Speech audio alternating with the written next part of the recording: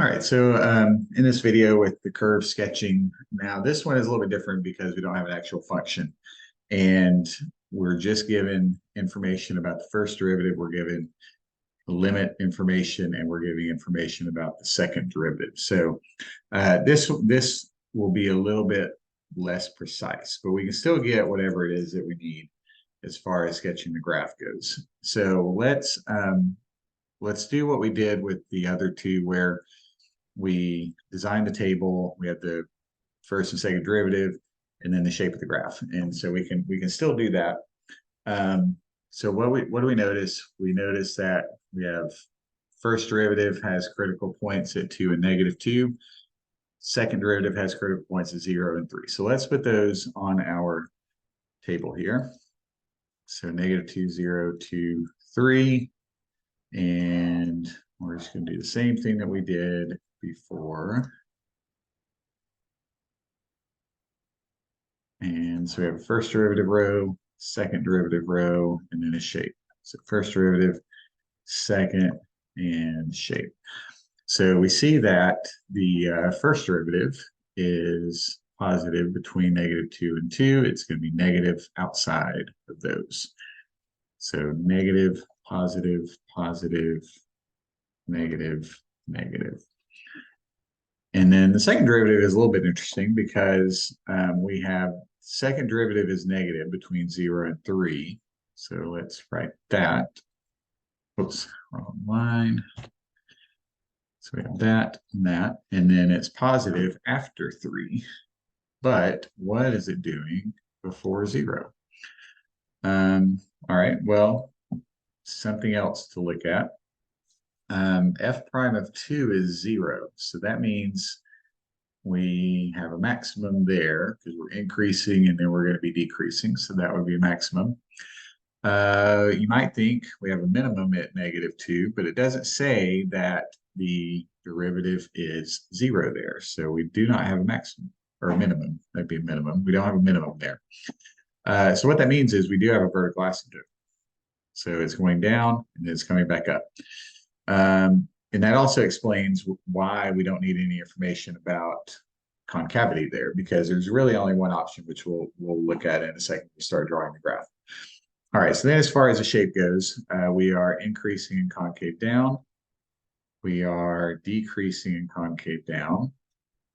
And we are decreasing in concave up. All right.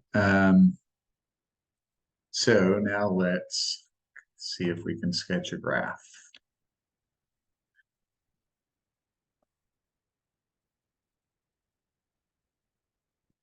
Now, unlike the other two that we did, we don't have points to actually plot to connect everything. So you got to be a little bit, I don't know if you'd say careful, but it's a little bit different. The other thing, so we need to notice, is we have limit as x goes to infinity and -infinity goes to 1. So we have a horizontal asymptote at 1. And so we'll put that right there. Actually, we should probably do that a little bit lower. So let's do that a little bit lower. And then we have a vertical asymptote at -2. And we need to go 1, 2, 3 out here. All right. So going back to, we're missing the information about the second derivative when we're less than 0. That's because, so just looking before we get to -2, we know that we are, as we go to -infinity, we're going to be getting close to this asymptote. And we know that we are decreasing. So I guess it's possible we could be up here, but we're decreasing. It is, and it's okay to cross the horizontal asymptote. We are decreasing. So either are we concave up or concave down? Well, if we're concave up, that would kind of look like this, but then we have to change to go to the asymptote, and it doesn't change. So there's nowhere to indicate that it changes. So it's not going to be that. We just have to be concave down. And so we're going to look like that. And then likewise, after or between -2 and 0, we are increasing. It could not really be doing that because we have to be going to this asymptote, and it's not going to do that. So this one is going to come up like that. And then where is it going to go from that? So at 2, we have a maximum, and then it starts to decrease. And is it going to go above this or not? It actually has to, because we're going to be coming back down after that. And so if it doesn't quite come up to the asymptote and then you decrease, well, it can't approach the asymptote anymore. So we have to go up here like this to somewhere. So there is our maximum.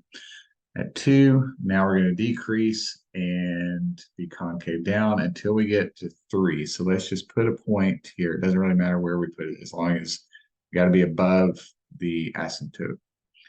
And then we're going to be concave up after that. We're going to just kind of hug it right there. So this one, it might be a little bit tricky. It's a little bit more abstract. You don't have actual points to connect like we did on the other two, so that might make it a little bit more tricky. But this is one of those things where there are only a couple of possibilities to consider. So is it concave up or down here? I would suggest you just try it and see what happens if it is concave up or if it is concave down. Only one can work. So, or if both can work, then either one can work, because we're not given if we're not given any constraining information and either one can work, then either one is fine. So if you're not sure which way it could be, then you just try it and see what happens if it is whichever one you picked.